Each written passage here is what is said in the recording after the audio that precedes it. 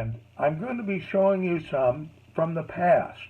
One of the things I've been involved with my fly tying career is setting up fly tying theaters and been involved with the many conclaves that fly fishing groups and clubs have over the country.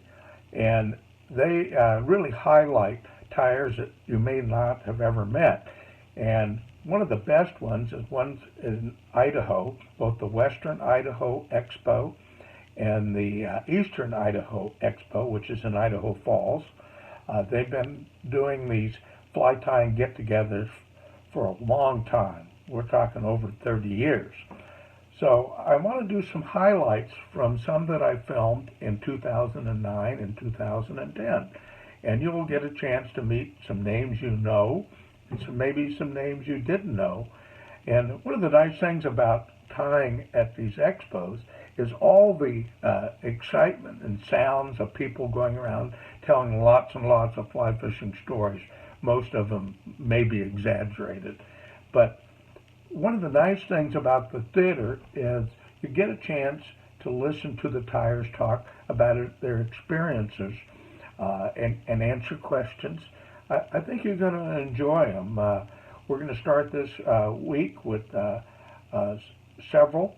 We'll try to give you the most information. And I know some of you are going to say, wow, you know, I don't know about the materials. Well, these are really uncut.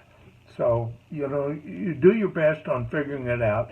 But I think you're going to enjoy the interaction with the crowd and with the tyers. And really uncut and I think extremely fun. Let's get going.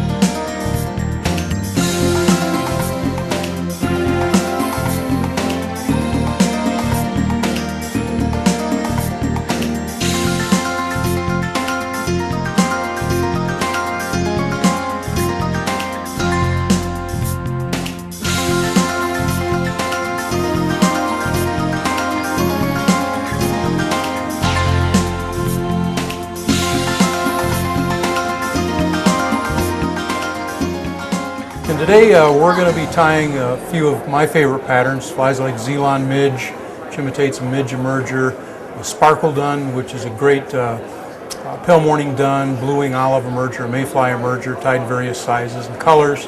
We'll tie an X and an Iris Caddis, both very effective caddis patterns for western as well as fishing caddis emergences throughout the country. And we'll tie an egg-laying caddis for sure, which is a real important pattern to use whenever you come upon egg-laying female caddis. So with that said, let's have at it.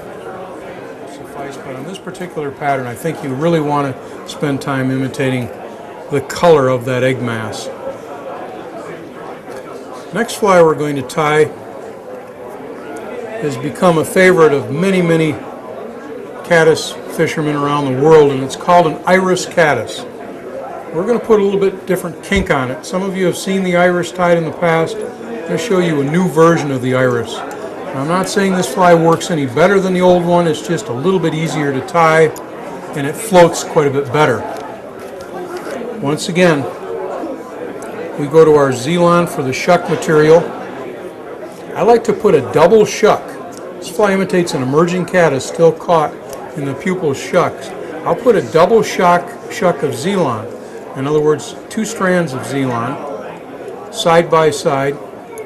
I'll trim it fairly short. That imitates the shuck, if you will, of the caddis. And again, this one imitates the Hydropsyche caddis, the one that's so important here in the West. It comes off about 6 or 7 weeks on rivers like the Madison, Henry's Fork, Yellowstone, Beaverhead, Big Hole, very important caddis species. I'm going to take Zealand dubbing. It's a Zealand blend with natural fur. I'm going to carry that forward, and I want a very shaggy, bulbous body, if you will, of Zealand dubbing. Then we're going to take and make the wing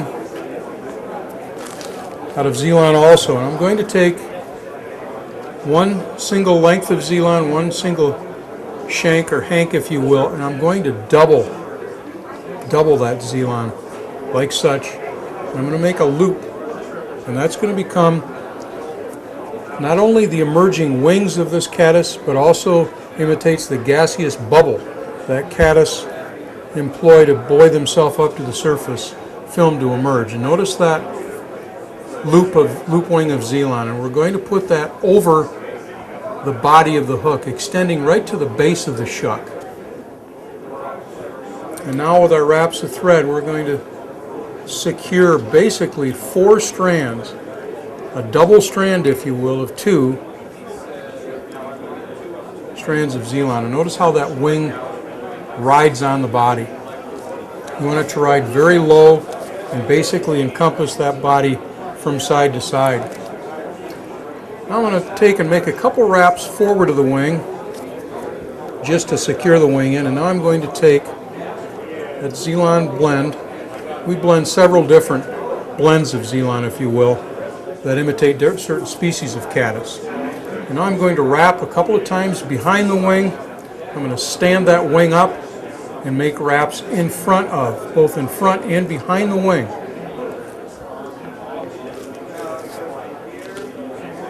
And finally, our whip finish right at the hook eye. Now, I'll take the strands of Zilon, I'll pull up, and I'll trim.